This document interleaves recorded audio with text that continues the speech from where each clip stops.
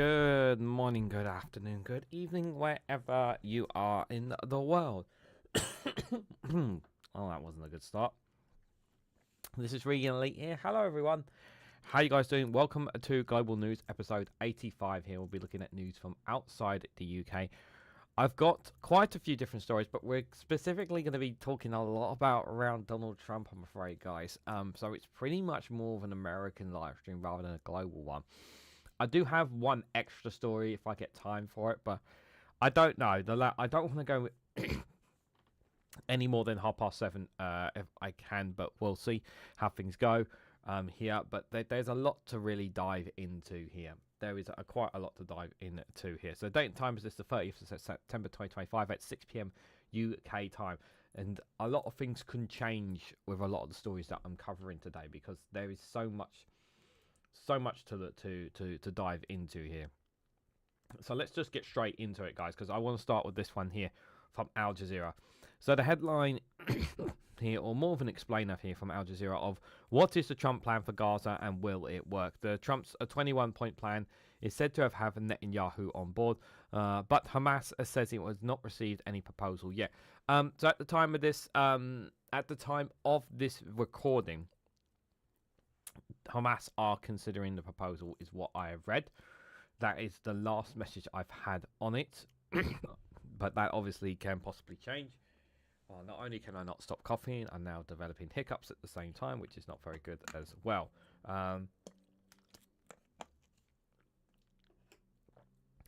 Now, good evening, evening or afternoon, Joe. Good to see you there. Hope you're doing well. So this plan, I have very little to no faith in it. Simply because even if Hamas accepts it, I can still see Israel breaking the agreement and stabbing everyone in the back, because Netanyahu cannot afford to agree to any kind of peace deal.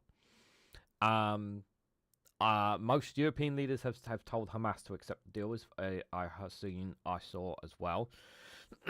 So European leaders are telling Hamas to accept the deal. I personally think that they should accept the deal, but I don't think for 1 second that Israel are going to keep their word, and I certainly don't think Netanyahu is going to keep his word. Ministers have already threatened to walk out if the deal goes through as well. So it's already like where is this going to go? So let's read the explainer of what actually is in this deal as we go along, guys. So news of a ceasefire plan to bring Gaza's 2-year-long campaign of genocide in Gaza to an end has been granted traction, according to reports, and it's expected to feature when the US and Israeli Prime Minister meet, which they already have. The 21-point plan would end Israel's war on Gaza, which has killed 66,000 in there. We've got all the numbers. The plan reportedly revised heavily on proposals by former United Kingdom Prime Minister Tony Blair, published in full on Sunday by the Israeli newspaper Haaretz, which looks to remove Hamas from Gaza and for the US to work with Arab and international parties to install a temporary international stabilization force. So here's the first thing on this, right? I've said this already, but just to remind people, Tony Blair doesn't know, I don't care how much knowledge he has on the Middle East, how much he and whatnot. Should not be up to him in any way, shape, or form to decide the future of the Palestinian people and what happens to Gaza. It should be up for the Palestinian people to make that decision for them. Not even Hamas. But once again, their lives and their lands are being taken out of context in all of this. It's not right. And I don't trust Tony Blair for 1 second. For me, I see this more of him trying to gain influence or gain money in some way, traction. That's the way I see it. I don't see it as Tony Blair actually somebody who's actually going to be making a difference here. I do like the fact that Arab and international partners are taking part in this, because because they need to be on board with this a lot more. I would hope that they would have more say on this. I don't like the fact that Israel is not fully withdrawing from Gaza. They saying it's parts of Gaza will be withdrawing from, but not all of it. But at the moment, they are still bombarding Gaza City, literally as we speak, guys. The IDF won't keep their word; they never have done before. Exactly. This is why I'm just not buying it. So what does Trump's 21-point plan say about ethnic cleansing? One big point seems to be that Trump eased up on his rhetoric of ethnically cleansing Gaza.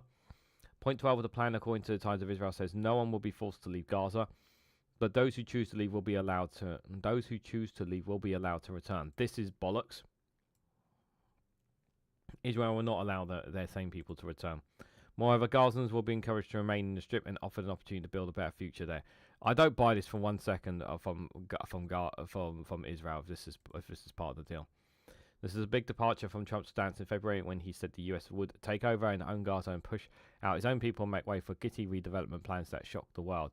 Yeah, it's just a lot of rhetoric talk that came out of Donald Trump there. And similar to previous plans and Blair proposals, Hamas would have no role in Gaza going forward under this plan, although its members would be granted amnesty if they commit to peaceful coexistence, while those who wish to leave Gaza would be granted safe passage to receiving countries. There's no better. Hamas will not disperse. They will just form another body. You can't get rid of an idea. That's what they are. The plan says Gaza will be administered by a temporary transitional government of Palestinian technocrats who will be responsible for providing day-to-day services for the people of the Strip. The committee will be supervised by a new international body established by the US in consultation with Arab and European partners. It will establish a framework for funding the redevelopment of Gaza until the Palestinian Authority has completed its reform program. The temporary government will likely be called the Gaza International Transitional Authority and have £90 million management budget in this first year, bumped to £133.5 million and £164 in the 2 years after that. Before that, reconstruction and humanitarian aid are included too. However, there is no definitive timeline for the Palestinian Authority to take over, and Israel has been systematically trying to undermine the PA, which has limited control of parts of the occupied West Bank, and Israel has previously said they would object it being involved in Gaza. The plan also mentions aid returning to Gaza at the levels agreed upon back in January, which is about 600 trucks of aid per day. Yeah, this is something that is long overdue, and this kind of just mitigates the whole Gaza Humanitarian Foundation, which was set up by Israel and the US by private companies to really starve and make life hell for the people there. The aid will be distributed by the United Nations, Red Crescent, and other organizations not associated with either Israel or Hamas. Aid is now distributed by the GFS, and it's unclear what the status of the foundation would be, considering it is technically a US organization, despite being the brainchild of Israel's link to the government, according to the Times of Israel. And Trump needs it to sit with Bibi in the defendant bench, being trialed for genocide and war crimes. Israel broke it. Israel has paid for it. It should be Israel paying for it, but we know they're not going to. I don't see Israel paying for it. And the thing is, Israel are in their own debt, are in debts of their own. Their economy is not exactly doing well. For one, Blair has experienced partnering with the US to install foreign governments in Arab states. Under Trump's plan, the 72-year-old Blair, who was the UK Prime Minister from 1997 to 2007, could be appointed head of the GITA, the organisation that would sideline the PA and Hamas in the Gaza Strip. Blair's been working for months with Trump's son-in-law Jared Kushner, who commissioned the Tony Blair Institute for Global Change to come up with a post-war plan. According to the Times of Israel, Kushner was a senior advisor to Trump during his first term, and has recently been advising Trump's special envoy Steve Witkoff on a post-war Gaza. I'm going to come back to this video at the end. Trump presented the plan to leaders from Egypt, Indonesia, Jordan, Pakistan, Qatar, Saudi Arabia, Turkey, and the UAE on the sidelines of the United Nations General Assembly in New York last week, according to the White House Press Secretary. Yet we know about that.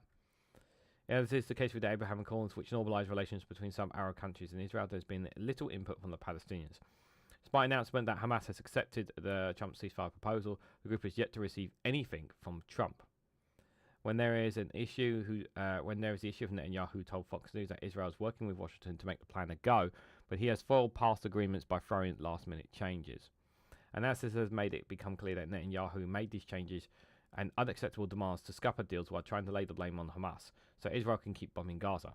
His allies in the Israeli government have said they would collapse in a government coalition if Netanyahu ends the war. For Netanyahu to agree to end the war, Trump would need to supply serious pressure on the evasive Israeli leader. Netanyahu needs a way out. One of the things that they could do here, I don't know if this is something in the deal, but Donald Trump should offer sanctuary to Netanyahu so that he doesn't face any crimes. Netanyahu should face crimes, but America should give him a way out so that Israel can actually go ahead with this plan and stop breaking up the deal. In the meantime, Israel is continuing its attacks across the Gaza Strip, with special forces on Gaza City killing at least 50 people, including 5 aid or seekers, and killed another 184 were injured in Israeli attacks across the Gaza Strip in the past day, according to the Palestinian Ministry of Health in Gaza. So I'm going to play this clip here about, once again, Gaza people are on the move again inside the Gaza Strip here. So this is reporting from Al Jazeera here. Behind me is what is left of Gaza City, once one of the most densely populated urban centers in the Strip. Now it's becoming a shell of what it was. Over the past few days, thousands of families have picked up whatever they could carry with them and ended up on the coastal road headed to central and southern Gaza, desperately searching for safety. All right, what you're seeing right now is a 20-minute drive that has turned into 5 hours of torture on this particular road. It's been 4 hours on the road so far, from the seaport area to this point. It normally takes us minutes to get to this area. We were going to central Gaza, and we don't know where we're going to stay. The Mawasi evacuation zone is overcrowded with displaced people. There is no single space for anyone to move there.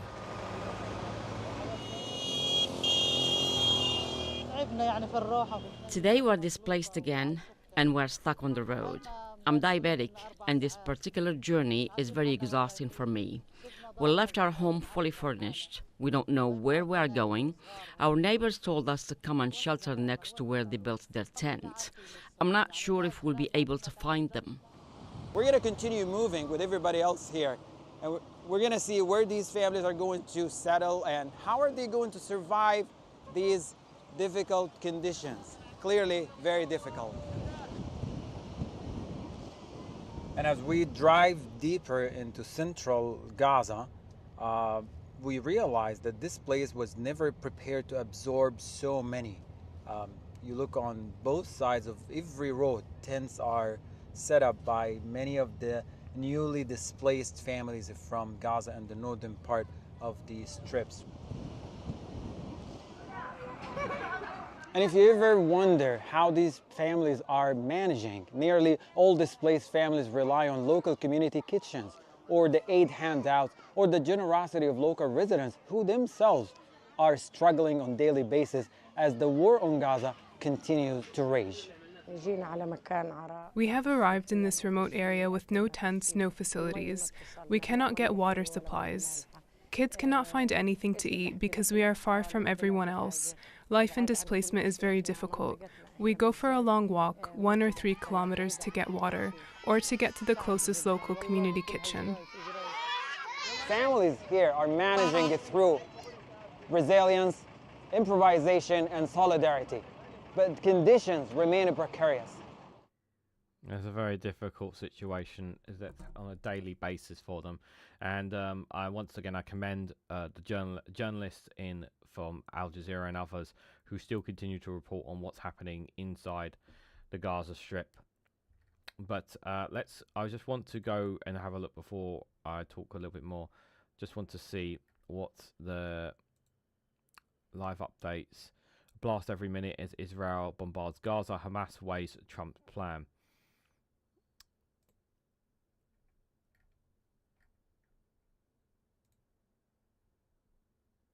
There are no... Hold on a second. Where is that? Where is the other video? There are no guarantees here to protect Palestinian interests. There are no guarantees that the war will come to a permanent end. There's every indication that if at any point Israel decides it wants to go back to the war, as soon as they get their hostages back, they're going to say, well, we're just not getting the kind of cooperation that we expected with this, so we've got to go back to war. Sorry about that, Mr. President. This is really a scenario that does not promise a permanent end to the war, does promise a long-term occupation by foreign troops controlled by US and UK and Arab state political control, without control of borders, without control of finances. None of that will be made available to Palestinians themselves. There are no guarantees. Yeah, I mean, it's just, is it going to work? I really don't know, is the answer here. Hamas weighs on Trump's plan. This is the live feed here. UN chief calls on all parties to commit to the Gaza plan here. Qatar resumes mediator role after Netanyahu's apology. Apparently, Netanyahu apologized to Qatar after they bombed there. I'm sure that went well for them. Hamas will be ill-advised to accept Trump's plan for Gaza, apparently. I think, I don't know if Hamas are going to accept it. I don't know if they should accept it or not. It's not going to be good for them. I just feel. I haven't even been record. I've only recorded 2 videos today and the live stream earlier, Jow. It's not that. It's just. Oh, Jow, good to see. Stephen Banker, good to see you there. I hope you are doing well. Voice is fine. It's just. I don't know what it is, if I'm honest. But we'll see. We'll see how things continue to develop on it. I mean, it is still a very difficult situation for sure. I don't know if they will accept it. What I do know is that the clock is ticking in America right now for a lot of people, guys. So what will happen if there is a government shutdown at the end of today? Yeah. There needs to be an agreement between the Republicans and the Democrats, guys, and the clock is literally ticking as we speak on this story. Hold on, there's just an advert here. I'll just wait for this to pass, and we'll hear from them. Differences on health care and on their ability to undo whatever budget we agree to through rescissions and through impoundment, as well as pocket rescissions. And I think for the first time, the president heard our objections and heard why we needed a bipartisan bill. Their bill has not one iota of Democratic input. That is never how we've done this before. He must be new to this, because he has no idea, he hasn't clocked in that he's been made a fool out of. But let's just hear them out. There's a Republican-caused healthcare crisis that is causing hospitals and nursing homes and community-based health clinics all across the country, in rural America, urban America, small-town America, the heartland of America, and black and brown communities throughout this country. And that crisis is happening right now. They wanted to, as you said, restore taxpayer-funded benefits, okay? Hard-working taxpayers in America. They want to take your funds and give that for benefits to illegal aliens. They want to. Yeah, that's right, guys. It's all about the illegal aliens, yeah? The Democrats want to fund illegal aliens. That's what it's all about. That's what it's all about. This guy, he's a nasty individual. Restore that because we got rid of it. They want to prop up left-leaning media outlets. $500 million they threw in on top of that. $1.5 trillion on a 7-week stopgap funding measure. We're not going to do that. This is purely and simply hostage taking on behalf of the Democrats. The Republicans are united. House Republicans, Senate Republicans, President Trump. The House has passed a clean funding resolution to fund the government until November the 21st. It's clean, it is bipartisan, and it is short term. But it gives us enough time to finish the appropriations process, which is the way we should be funding the government. Yeah, okay, sure, buddy, sure. It's a bipartisan my ass. Look, I honestly did not think, it would be this close to a government shutdown. It is still possible. I mean, I said at the Good Morning Show that that is maybe possible, but I'm still kind of like 50-50, because it can change. It can change at a whim. So Washington is hours away from another federal government shutdown, with prospects looking bleak for a last-minute compromise in Congress to avert closures beginning at 12:01 a.m. on Wednesday. Republicans have crafted a short-term measure to fund the government through November 21st, but Democrats have insisted the measures must address their concerns on healthcare. They want to reverse the Medicaid cuts in President Donald Trump's mega bill passed this summer and extend tax, make health insurance premiums more affordable for millions of people who purchase through the marketplace established by the Affordable Care Act. Republicans called Democratic proposals a non-starter. Neither side shows any sign of budging, with the House not even expected to have votes this week. If anyone is going to blink, it's going to be the Democrats, not the Republicans. So what happens in a shutdown, for those who don't know? When a lapse in funding occurs, the law requires agencies to cease activities and furlough non-expected employees. Expected employees, including those who work to protect life and property, they stay on the job, but they don't get paid until after the shutdown ends. During the 35 partial shutdown in Trump's first term, 340,000 of the 800,000 federal workers at effective vacancies were furloughed. The remainder were expected and required to work. So what government work continues during a shutdown? A great deal. FBI investigators, CIA officers, air traffic controllers, and agents operating airport checkpoints keep working. So do members of the armed forces. Those programs that rely on mandatory spending also generally continue during a shutdown. Social Security payments continue going out. Seniors rely on Medicaid coverage, can see their doctors and health care providers, and submit claims for payments to be reimbursed. Veteran healthcare also continues during a shutdown. Veteran Affairs, Medicare, medical centers, and outpatient clinics will be open, and VA benefits will continue to be processed and delivered. Burials will continue at VA national ceremonies. So will furlough federal workers get paid? Yes. In 2019, Congress passed a bill enshrining into law that requirements that furlough employees will get retrospective pay upon operation resume.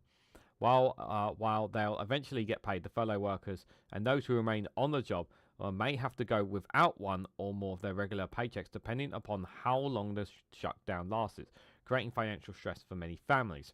Service members will also receive back pay for any missed paychecks once federal funding resumes. So they will get paid, but the problem is that it won't be during the shutdown. It'll be until they sort it out. So the U.S. Postal Service is unaffected by the government shutdown. It's an independent, entirely funded through the state of its products and service, not by tax dollars. So people will still get their mail. What closes during the shutdown? All administration gets some leeway to choose which services to freeze and which to maintain a shutdown. The first Trump administration worked to blunt the impacts of what became the country's longest partial shutdown in 2018 and 2019, but the successive reopening of offices. Experts said that they saw a willingness to cut corners, scrap prior plans, and wade into legal dubious territory to mitigate the plan. Each federal agency develops its own shutdown plan. The plan outlines which agencies' workers would stay on the job during the shutdown and which would be furloughed. In a proactive move, the White House Offices of Management and Budget has threatened the mass firings of federal workers in a shutdown. This is at the same time, by the way, guys, that they are hiring lots of workers when they had loads of people cut from Doge. Yeah. Make that square peg and round hole explanation make sense to me, because I don't. An RMB memo said that those programs didn't get funding through Trump's mega bill this summer and would bear the brunt of a shutdown. Agencies should consider issuing reduction in force notices for those programs whose fundings expire on Wednesday, that don't have alternative funding sources and are not consistent with the president's priorities, the memo said. That will be much more aggressive steps than the previous shutdown, when furloughed federal workers returned to their jobs once Congress approved government spending. A reduction in force will not only lay off employees but eliminate their positions, which would trigger another massive upheaval in a federal workforce that's already faced major rounds of cuts this year due to the efforts of the Department of Government Efficiency and elsewhere in Trump's Republican administration. Yeah, so it's basically like there's going to be people out of their jobs, even though some people will be forced to work, not getting paid until the shutdown ends as well. Some agencies have recently updated plans on their websites. Others still have plans that were last updated months or years ago, providing an indication of past presidents that could guide the Trump administration. Here are some experts from the plans. So Health and Human Services will furlough about 41% of its staff out of nearly 80,000 employees, according to the contingency plan posted on its website. The remaining employees will keep up activities needed to protect human life and property. The Centers for Disease Control and Prevention will continue to monitor disease outbreaks. Direct medical services through the Indian Health Service and the National Institute of Health Clinical Center will remain available. However, the CDC communications to the public will be hampered, and the NIH will not admit new patients to the clinical sector except those who need it medically necessary. At the Food and Drug Administration, its ability to protect and promote public health and safety would be significantly impacted, with many activities delayed or paused. For example, the agency, which would not accept new drug applications or medical devices submissions that require payment and a user fee. The Education Department will furlough 1,500 to 1,700 employees. This starts to sound like something that perhaps maybe even Donald Trump wants, excluding federal student aid workers. The department will continue to disperse student aid such as Pell Grants and federal direct student loans. Student loan borrowers will still be required to make payments in their outstanding debt. As a general rule, if facilities or areas is inaccessible during non-busy hours, it will be locked for the duration of the lapse in funding, said a March 2024 plan. At parks where it's impractical or impossible to restrict public access, staffing will be varied by park. Generally, where parks have accessible park areas, including park roads, lookouts, trails, campgrounds, and open-air memorials, these areas will remain physically accessible to the public. Transportation, air traffic control, hiring, and field work would cease, as routine personnel security background checks and air traffic performance analysis. A March 2025 update says, the Smithsonian's National Zoo and Conservative Biology Institute, like all Smithsonian museums, receive federal funding. Thus, during a government shutdown, the zoo and the rest of museums must close to the public. So yeah, all those people who want to go to museums and zoos and all that kind of stuff, nope, you're not going to be doing any of that during the shutdown. And obviously there's a course on the economy as well. Let's have a look and just go to the front page of Associated Press to see what they're saying on the live feed here, if they've got a live feed up. Let me just have they got live? Have they got anything live on this? Yeah, I'm going to be covering that story in a minute. Is there any stories on? Let me just see here. Anything on the shutdown? 32 minutes to go. Trump on the government shutdown. Nothing's inevitable, but it's probably likely. Continues to blame congressional Democrats despite Republicans controlling both chambers and Congress and the White House. They're shutting it down. We're not shutting it down, he said. Bollocks. You're in charge of everything, Trump. You've got all the power you need. That's bollocks. We can't do things during the shutdown that are irreversible and are bad for them and irreversible by them, he said, suggesting reductions to federal programs Democrats support. Democrats already warned that Trump has already let go thousands of federal workers. This is 48 minutes ago.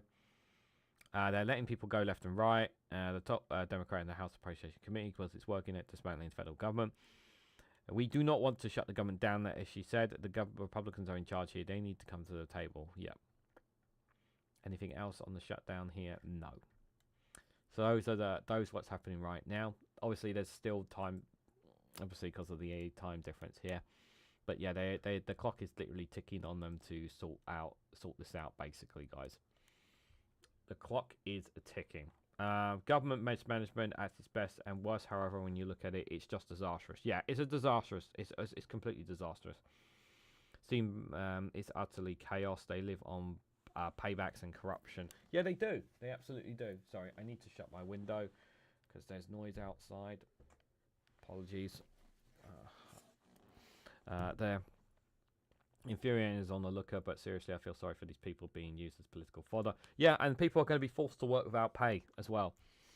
You know, there's a lot of American workers in these services who are not going to get paid, not going to be able to feed their families, and you know, are not going to be able to put food on the table. And it's like, how are they going to manage? And some of these people may end up just quitting their jobs because they need to earn money, and they're not going to be earning money from doing this job. So people are going to, people will suffer even more, as Jal says. Yeah, people are sadly going to suffer, guys. The next story I've got for you is an incredibly frightening story. I saw this from Vosh, and I'm going to read the exact same thing that he read. But before I do, I just want to give a bit of an explainer of what this is about, guys. This woman here is going to explain it pretty well here. The executive action is called Countering Domestic Terrorism and Organisation and Political Violence, basically. Yeah, it's not good. I really hate to be alarmist, but a genuinely terrifying executive order dropped today. and we have to talk about it. I'm Eliza Orland's career public defender for 15 years in Manhattan. And today, Trump signed an executive order that claims it's about countering domestic terrorism, but the language is so broad, it could criminalize ordinary protest, organizing, or even donating to nonprofits. It doesn't just target individuals who commit violence, it directs the FBI's Joint Terrorism Task Force to investigate funders, employees, NGOs, even American citizens abroad. Check this out. The Treasury and IRS are also ordered to cut off resources by flagging donations, revoking tax-exempt status, and labeling groups as terrorist organizations. And here's the most dangerous part. Once a group is labeled domestic terrorists, affiliation itself can become a crime. That means showing up at a climate protest, volunteering for an immigrants' rights group, or donating to a bail fund could all be twisted into material support for terrorism. This is a blueprint for criminalizing dissent. It reframes protest and solidarity as terrorism while ignoring some of the real political violence we've seen from the far right. This right here is talking about investigating crimes before they've even happened. So if you're not paying attention, you should be, because this is authoritarianism. Let me know if you want a longer break. This is one of the things that the Trump administration have been looking to try and do. They are looking for any and all reasons to twist the law legalities in a way to give a reason to basically go after their enemies, to try and do it as legal as they possibly can, but not go as far as to breaking the law. Now, I want to be clear about this as well. This doesn't change the law when it comes to American rights. However, if Americans don't know all their rights, because there'll be Americans out there that won't not, many of them will be in the belief that they can here.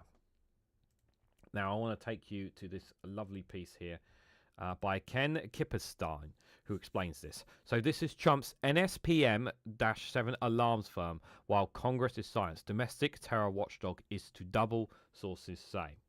So I'm going to read this and I'll break it down as we go along, guys, because this is really scary.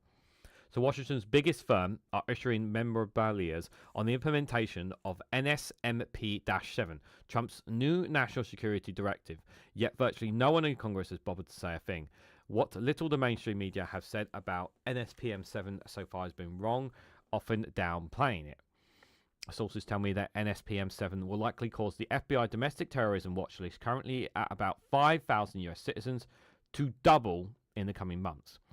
Last Thursday, President Donald Trump issued National Security President Memorandum 7 that's titled Countering Domestic Terrorism and Organized Political Violence. It creates a national strategy to investigate, prosecute, and dismantle organized political violence and domestic terrorism, identifying indicators of a potential domestic terrorist as an expression of anti-Christian, anti-capitalism, or anti-American views.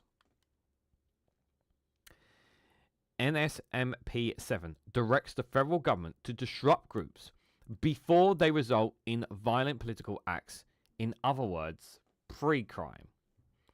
Now, how do you know that someone is going to commit a crime unless they have provoked to do it?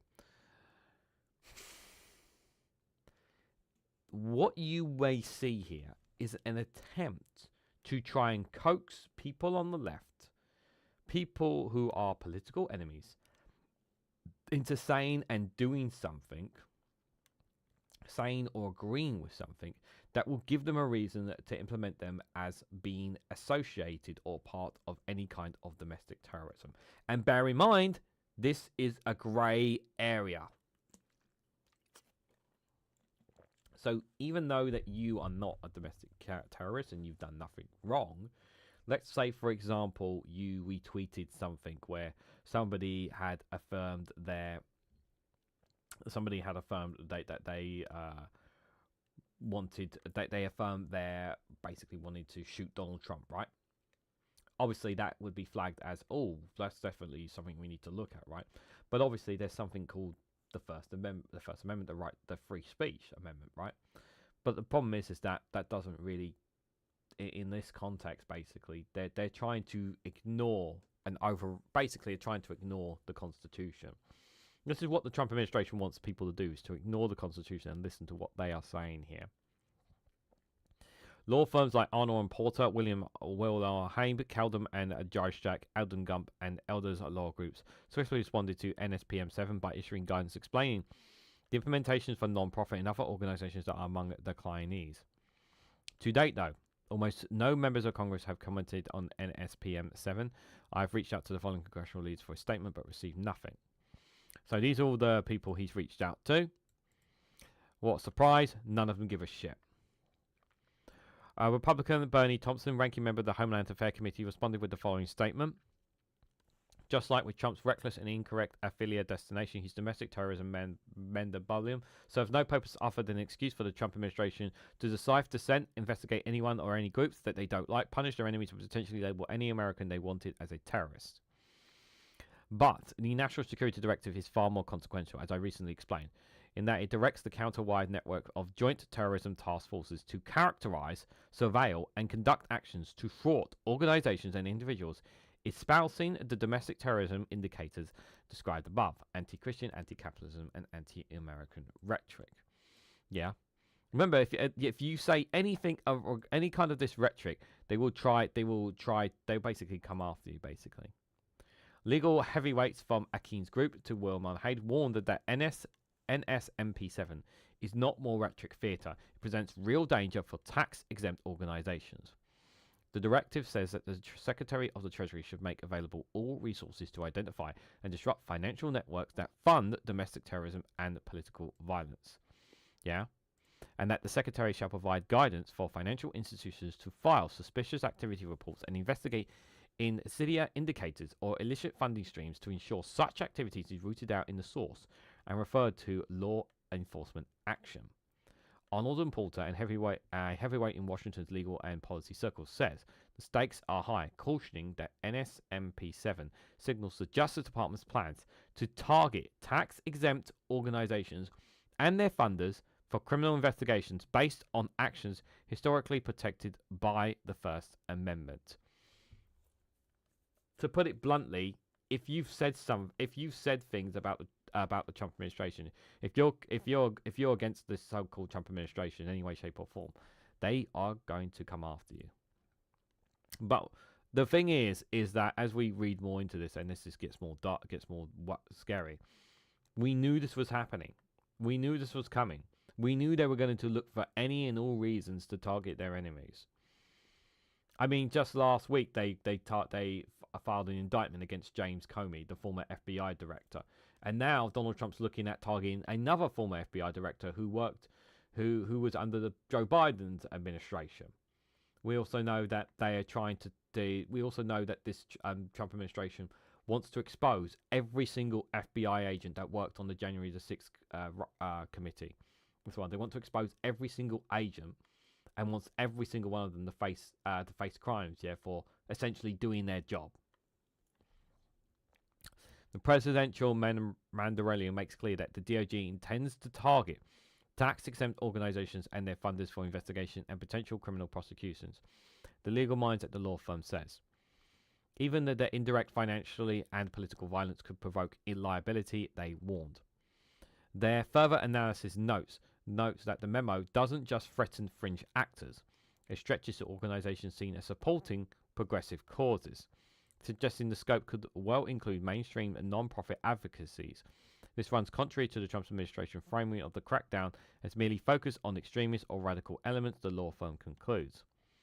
Wilmer Haid, a DC legal powerhouse, offers a similar reading that their guidance warns that NSMP7 may cause a federal government to pursue IRS investigations of non-profit groups, assess terrorist designations, block non-profit assets, and even target individuals, officers, and employees. Employees and officers are possible subjects of Justice Department and other investigations of law enforcement status.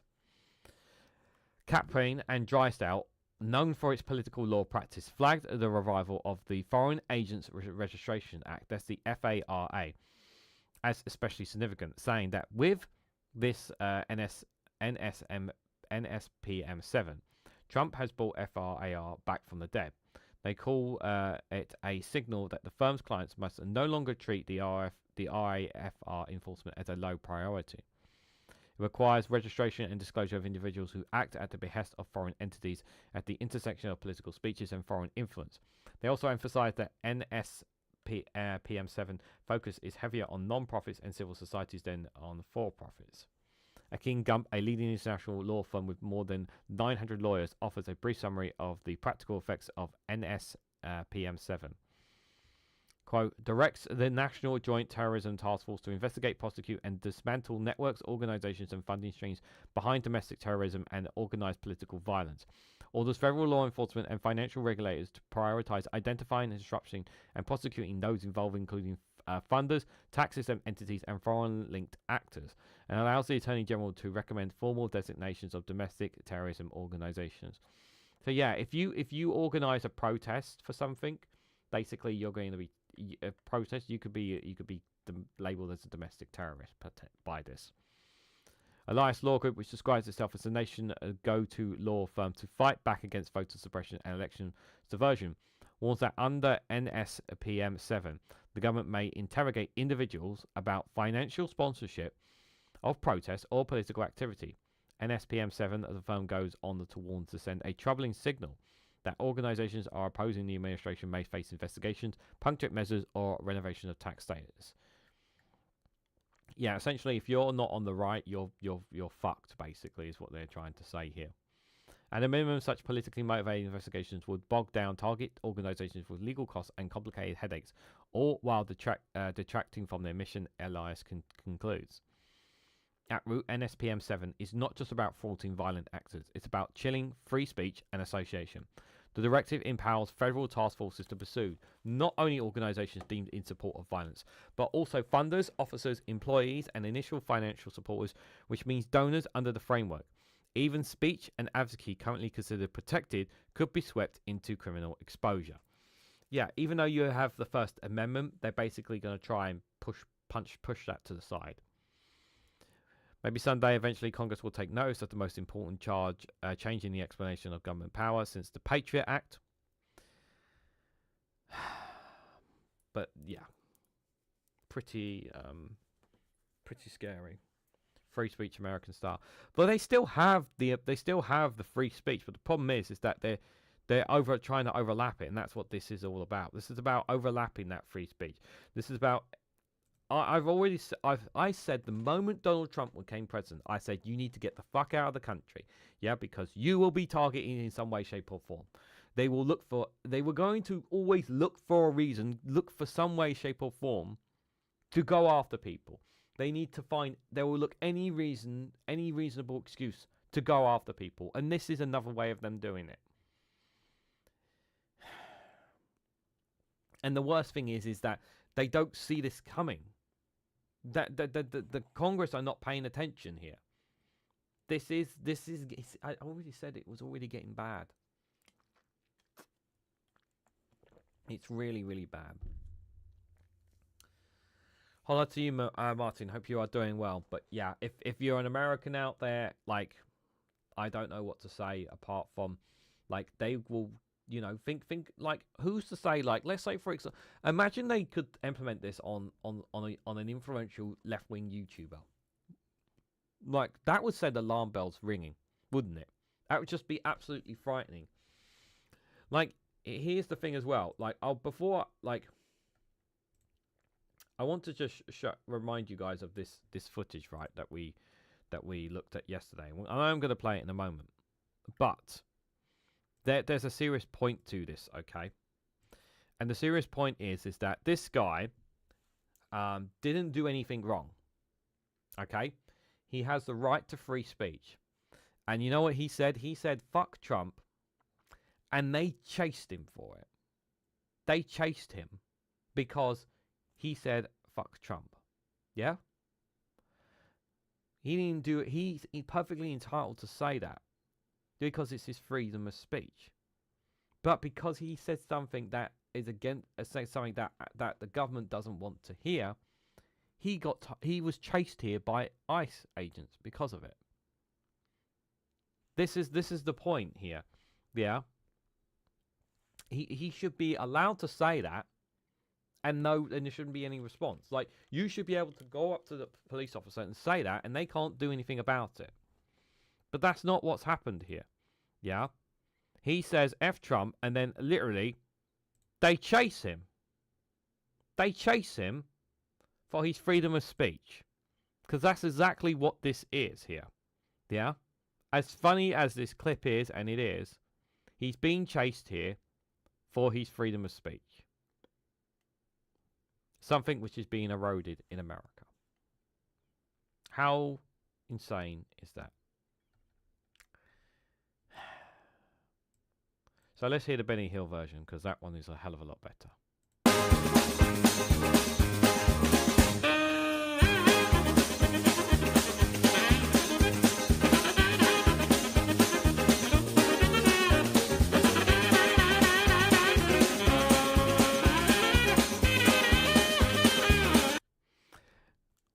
Did they even know what they were chasing?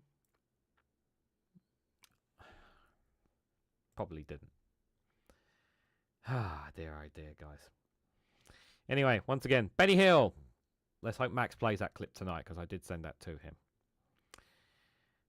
But yeah, let me know what you guys think about all this, because it really is scary. That is for sure. Yeah, and down in the comments below. So, oh, where's my next part? There it is. So the next part I've got for you guys, we are still going to be covering more on America, I'm afraid to say, guys. So a while ago, we looked at a story. I think it was on yesterday actually, where Donald Trump was going to be meeting Donald Trump and Pete Hegseth was recalled loads of military leaders and generals and admirals to a meeting, basically, which cost lots of US American tax dollars to recall them from bases and whatnot from all over the world, basically, and they brought them to the meeting.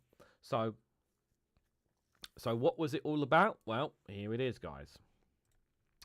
So Hegseth pressed senior officers on legality and standards at a politically charged meeting. Defense Secretary and President Donald Trump both spoke on Tuesday at an unusual meeting to which Hegseth has summoned hundreds of senior officers. So the unusual meeting, of which Pete Hegseth has summoned hundreds of senior officers on short notice, pulling them from their posts around the world to Quantico, Virginia, ended up not as a showcase of major changes to the military, but a retraction of familiar talking points from him and his boss, President Donald Trump.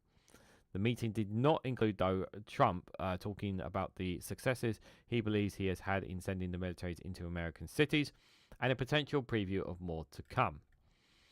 I told Pete we should use some of these dangerous cities as training grounds for our military National Guard, but we're going into Chicago very soon, Trump said. Oh, for fuck's sake.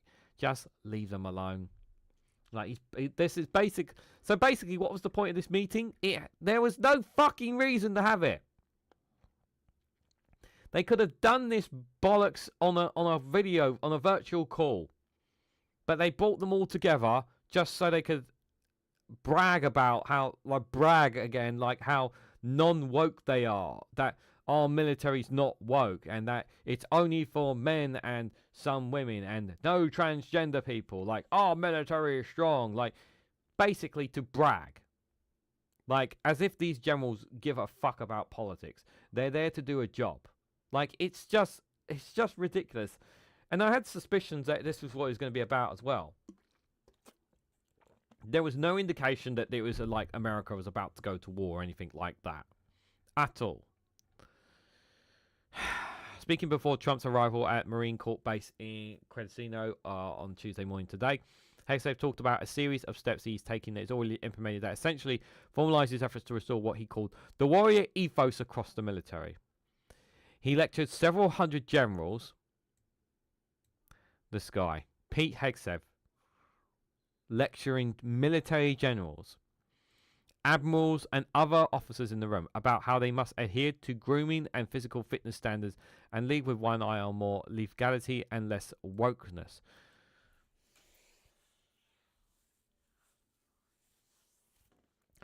All these generals, admirals, and officers will be looking at them saying, these are a bunch of fucking muppets running our country. Why did the American people vote for these lot?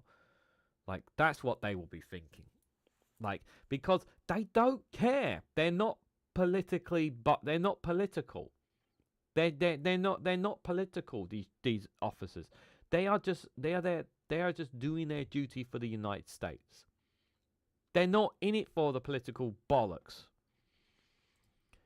He also talked about removing some guardrails intending to protect troops, renewing the military's policies against bullying and hazing, and allowing drill sergeants to put their hands on troops and use curse words as necessary during basic training. You want to... Wow. You want to bring back the old days, yeah? Where the soldiers would really be treated like proper shit, you know?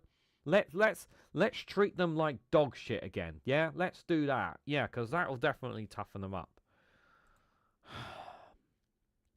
If the new standards didn't go over well, he said, that's because they must be so high, and dismissed the idea that those who adhere to them are toxic leaders. Enforcing high standards is not toxic, he said. Leadership leading war fighters towards the goal of high, gender-neutral and uncompromising standards in order to forge a cohesive, formidable and lethal Department of War is not toxic. It is our duty, consistent with our constitutional oath, he added. Real toxic leadership is endangering subordinates with low standards. The speech included a heavy dose of Hegseth's worldview, including a reference to one of his books, The War on Warriors. Members of the audience familiar with the rules and norms to them remain apolitical, sat largely stone-faced throughout the speech. Apart from senior officers assembled as many as 800, there were a mix of political appointees from the White House and Pentagon in some media outlets. The officers gave them a light round of applause after he finished. During the speech, Hegseth made it clear to those assembled that if they weren't on board, they could find the door. You are not going to fire these apolitical military leaders. You're just not going to do that, okay?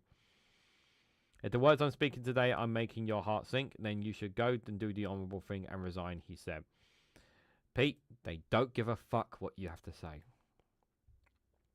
These abominations come as Hegseth has already removed several senior officers, some black or female, and with little or no explanation. Hegseth has pledged to reduce the military officer corps by as much as 20%. Yeah, that's definitely restoring American values by sacking black and female officers. Yeah, that's definitely restoring America, isn't it, to its former glory days.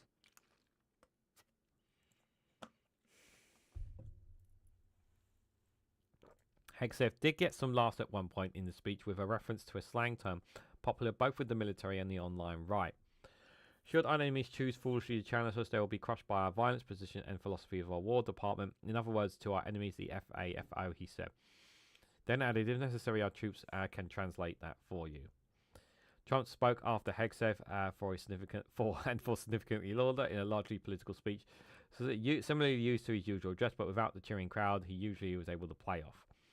As is typical of him, Trump departed frequently from his prepared remarks for digestions on a number of topics, which on Tuesday included what he didn't like about how his predecessors, former Barack Obama and Joe Biden, crooked Joe Biden as always, walking downstairs, tariff Biden using an auto pen, making Canada the 51st state, the kind of paper he wants to use when signing promotions, 2 N words, nuclear and the racial slur.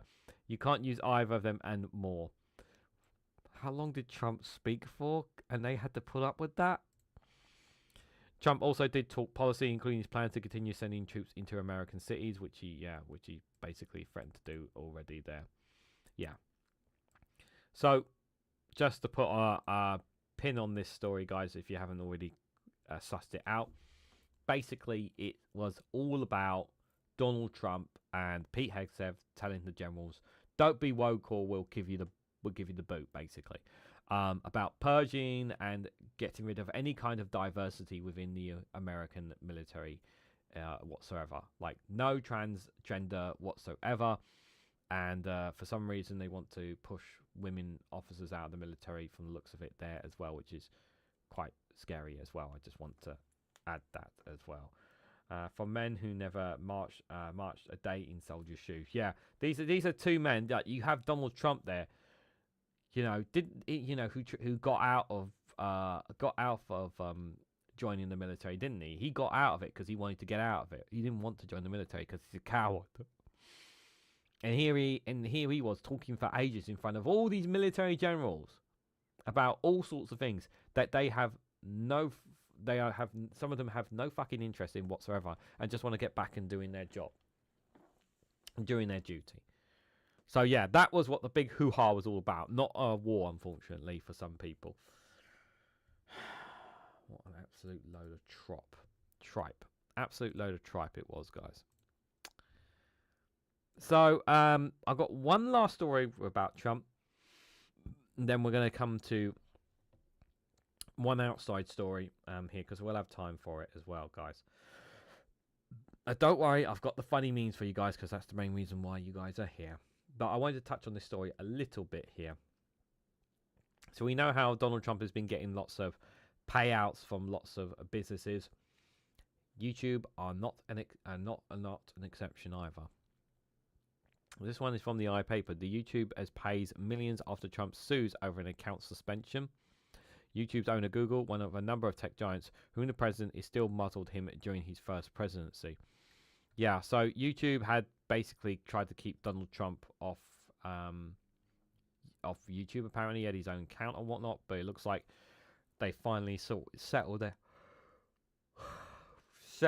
basically in terms of cash here. So let me read into it. So YouTube has agreed to pay $24.5 million to settle a lawsuit brought by Donald Trump after a video streaming site suspended the president's account following the January 6th riots. The settlement of the more than 4-year-old case earmarks $22 million for Trump, which will be paid into the non-profit Trust for the National Mall for the construction of a White House ballroom, according to a court document filed in California on Monday.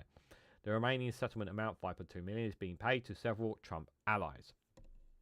Alphabet, the parent company of Google, which owns YouTube, is the third major technology company to settle a volley of lawsuits that Trump brought after he alleged he had been unfairly muzzled during his first term as president in January 2021. He filed similar cases against Facebook's parent Meta Platforms and Twitter before being bought by billionaire Elon Musk in 2022 and rebranded as X. Meta agreed to pay £25 million to settle Trump's lawsuits over his 2021 suspension from Facebook, and X agreed to settle the lawsuit that Trump bought from Twitter for $10 million. After buying Twitter for $44.5 billion, Musk later became a major contributor to Trump's successful 2024 campaign that resulted in his re-election. He then spent several months cutting a lead costing effort that purged thousands of workers from the federal government of payroll that he and Trump had a bit of falling out about. The settlement does not constitute an admission of liability, the federal court filing says. Google confirmed the settlement but declined to comment beyond it. Trump's YouTube account was restored in 2023. So yeah, YouTube has confirmed that they have paid out for Donald Trump, but they're claiming it's that... I don't know if YouTube's position, if things are going to have changed from YouTube. What I do know is that the algorithm hasn't... I haven't seen too much change in the algorithm for the last several months for me personally. But at the end of the day, Google doesn't want to make an enemy out of Donald Trump, so they're just going to pay him off and just basically try to be able to keep doing what they're doing there. But let's hope that YouTube doesn't go one political way or another and remains where it is for now. At least I hope so anyway, guys. So, one last story here for you guys on here.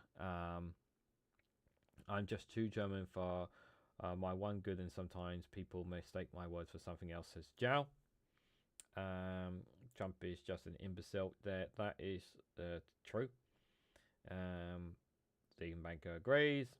More money in Trump's pocket in a trust mar, says Stephen Banker. Yeah, unfortunately, so yeah.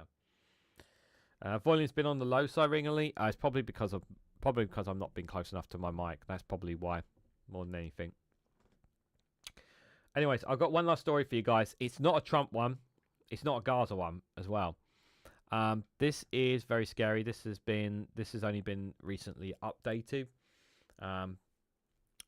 here, but this is for in the Middle East here from CNN.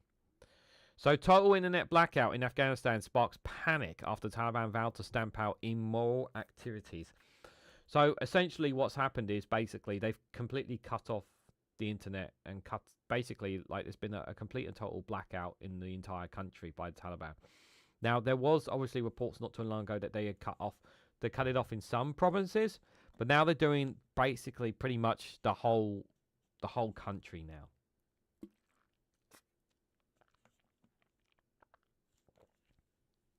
And this is very, very frightening because we know that that people's some Afghans' data has been leaked. Thanks to the data leak that was done by the UK government, the Afghan data leak story that was there. So some people in Afghanistan are now could possibly be exposed. We know that the Taliban have taken away so many people's rights, or women's rights in Afghanistan, and things are only getting worse for them. And now they're basically going to go, if they weren't already going after people within Afghanistan, they're going to go after them even more by cutting off any kind of support for them by issuing this internet blackout. And you know who's responsible for the Taliban being in charge? America and the rest of the Western world, who are sitting by and allowing Afghanistan to live, people in Afghanistan live in fear. They have to live in fear every day. Women as rights, everything that women who before the Taliban took over, who had rights to a certain extent, all of that gone, thanks to the America busting out of there, leaving the country, fleeing the country.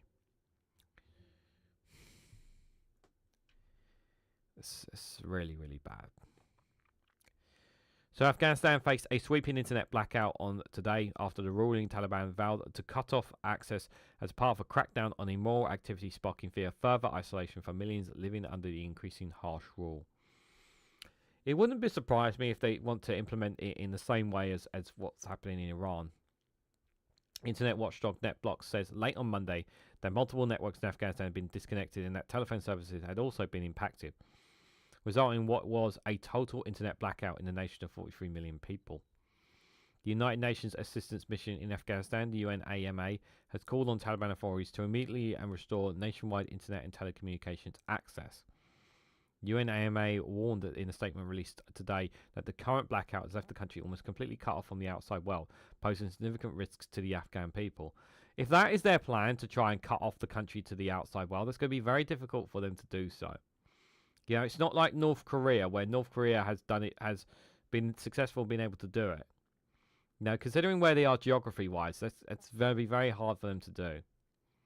Quote, such a ban has immediate and far-reaching consequences, including several impacting the functioning of critical banking and financial systems, further increasing the isolation of women and girls, limiting access to emergency services and medical care, disrupting the aviation sector, and limiting access to remissions for dependent families. The current blackout also constitutes a further restriction on access to information and freedom of expression in Afghanistan. Yeah, well, we know that their freedom of information was currently taken away the moment, that America left them to the fate of the Taliban. UNAMA has emphasized that internet shutdowns not only violate human rights and freedoms but also puts lives at risk.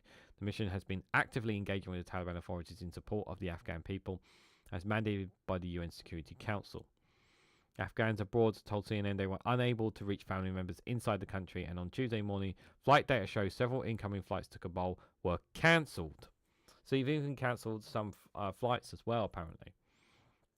From yesterday, there is no communication with a single person, Mohammed Hadi, a 30-year-old Afghan who has lived in India's capital, Delhi, since 2000, tied to CNN. There is no means to talk, to be sure that they are safe or not. Hadi described a looming sense of panic among Afghans dystopia suddenly cut off from their loved ones. It is disruption every day. I mean, everything is connected. At least we could make a call before, he said. So yeah, this is basically it. So you can see, obviously, today is literally dead. It was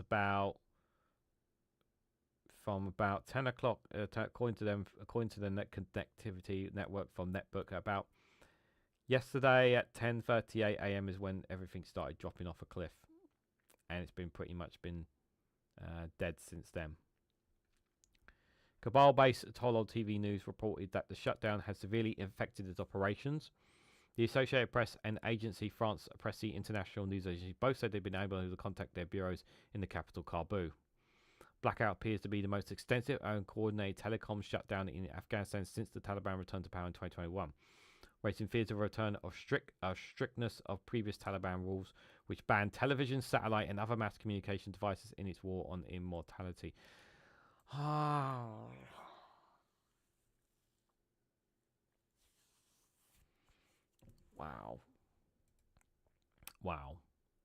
This is the Taliban's way of controlling the population by suppressing any kind of communication outside. Afghan embassy sources confirmed to CNN that the internet was blocked by the Afghan government and there are very limited mobile phones working there. CNN attempts to reach Taliban officials for comment via messaging apps did not go through, and there have been no official statement yet from the group. Earlier this month, Taliban officials warned they would cut off internet access across the country to prevent immoral activities. An alternative system will be established within the country for essential needs, the governor of northern Balak province, Hegseth, said in a statement. He did not clarify what it meant by immoral activities. This is basically, they want their own internet service that they can completely control, that they can basically see their population doing. Kind of like in North Korea, where they consistently got eyes and ears everywhere. This is them basically saying, your access to the real world is over in Afghanistan. They are going to be a permanently isolated country. And it's all thanks to America. Zard said the order came from the Taliban's closest supreme leader. I'm not saying that guy's name. Don't ask me to say it.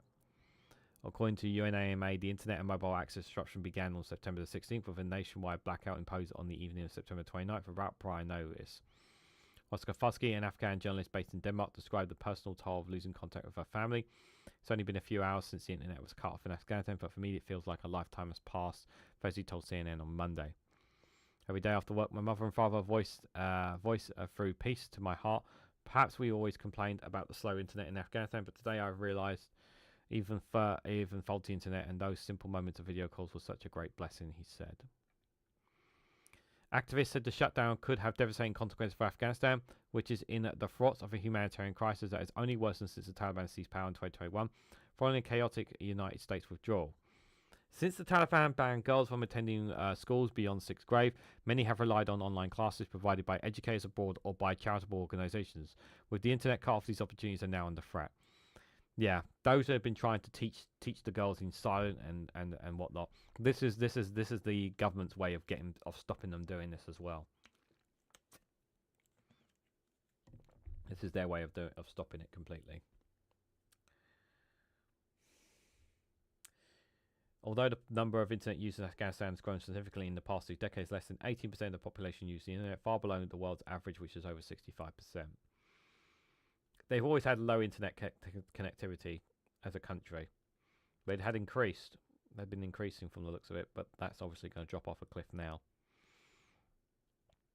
Sabina Chowli, communications manager of Women for Afghan Women, an Afghan women's rights organisation, told CNN that the blackout is not only silencing millions of Afghans, but also extinguishing their lifeline to connect with the outside world. This is them essentially, yeah, like I said, it's really bad. China, who's based in New York, said they have lost contact with staff members inside Afghanistan. The Taliban have curtailed human rights, disproportionately targeting women and girls, creating a climate of fear and intimidation, said a report by the UN Assistance Mission for Afghanistan published in July last year. Excuse me. The silence online without Afghanistan voices from inside Afghanistan is definitive. It's deflating. Starlink is the only way to break the chain of Taliban censorship, he said, calling on Starlink owner Elon Musk to stand on the right side of history. Starlink is currently not available in Afghanistan, according to the company's website. That was the first thing that came to my mind about all this. Could they do that? But apparently not. Starlink is not available to them. What can they do? Not sure what they can do. But yeah, those in Afghanistan who had internet are not going to have it now. This is another way of the Taliban controlling its population as well. And it's a very dark time for them. Taliban people, internet are losing their heads over it. Yeah, I mean, we rely so much on the internet. You know, it remind like it really does. Those who rely on the internet and use it all the time, you know, without it, you don't realize just how vital it is to some people out there. It really is a wake up call. You know, it really is a wake up call. you know, when I was younger, obviously I didn't have internet, but you know, to be fair, I just think for me, it's just that for people that have connections to friends and families and those ones in Afghanistan, they're not going to have it now, and they don't know when they're going to have it, which is a scary thing as well. This is the Taliban enhancing their control. So I really do hope that they turn it back on again. I really hope so, but I'm not holding my breath either, guys, unfortunately. This is really a real shame. So, guys, we have come to the end of the show, but not yet. The one thing that keeps this live stream, this particular stream going, I always like to call it the quiet live stream, because this is the one where there's only a few of us here. There's not that many people, not much communication in the live chats. So for me and those who are here, it says there's 5 people here. So those who are lurking, appreciate you lurkers there as well. But we're here for the best part of all about this live stream, guys. And that is the funny memes. And I know you guys are looking forward to the funny memes. Got a couple of interesting ones here for you guys, so hopefully you can get a good laugh out of this one. Let me just see if it switches over for me. It does switch over. Very good. Okay, so here is the first one. Probably going to get told off somewhere in my mind for this one, but here we go. Hopefully you guys will get this one. So my wife got mad because I bought this Wi-Fi router.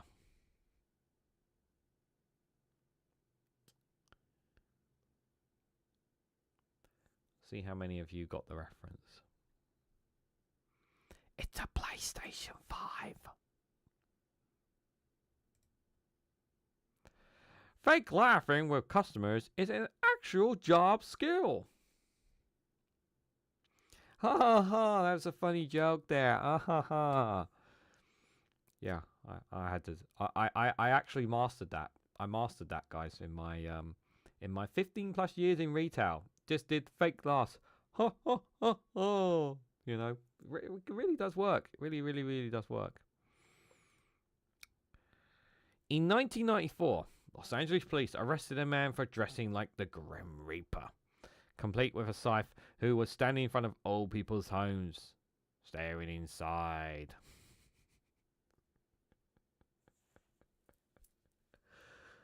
It's not really a meme, but I just wanted to share this one.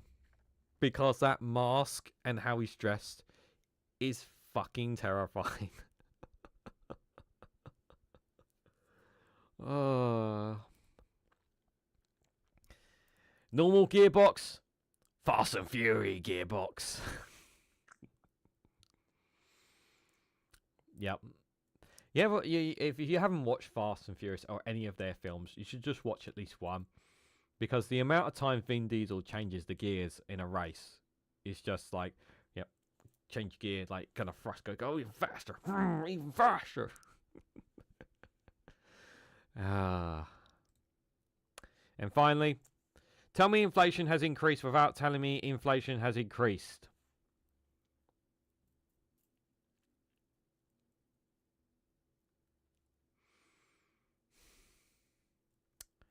Yeah, gone are the days of free candy, you know, from creepy weirdos, guys. Now the creepy weirdos are charging $3 for the candy. $3. The days of free candy by a black and white van. That's gone too.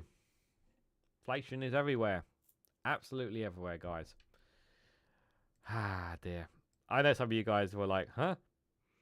Fast and Furious, I fell asleep one of those because, and the woman I was with got mad at me. Boring. You're not a fan of fast cars. To be fair, I'm not a car person because I don't drive. I don't have a driving license. I've not seen every single one. I think I've seen like maybe about 7, 8 or something. I haven't seen all of them. It's like the Transformers films. I haven't seen all the Transformer films, to be fair. Capitalist weirdos. Yeah, there's a lot of capitalist weirdos, to be fair, there as well. Yeah, there is a lot of weird people out there for sure, guys. So it's like I said, thank you guys for being here tonight. Thank you guys for your comments. Obviously, no super chats or memberships today, but that's all right. I wasn't expecting any on this live stream anyway, because it is the quiet live stream, and there's a lot of things going on, to be fair, as well. I will be back live tomorrow at 11 o'clock in the morning, so join me for another good morning show if you can. We'll also have the tomorrow evening, we will have another watch along show. I'm sure we'll be covering some bits still, maybe some bits still off from the Labour conference, as well as reactions to it and whatnot, as well as things happening across the world. There'll be plenty to cover there. So I want to say a massive thank you once again for all coming along. Thank you guys for all your comments. Really appreciate it. Enjoy the rest of your evenings, whatever you guys are doing. But before you go, if you can, hit that like button, share this across social media, subscribe if you haven't to already. Do check out Rumble and Patreon for exclusive content as well. And I hope you have a great evening, whatever you're doing. And I hope to catch you all very, very soon.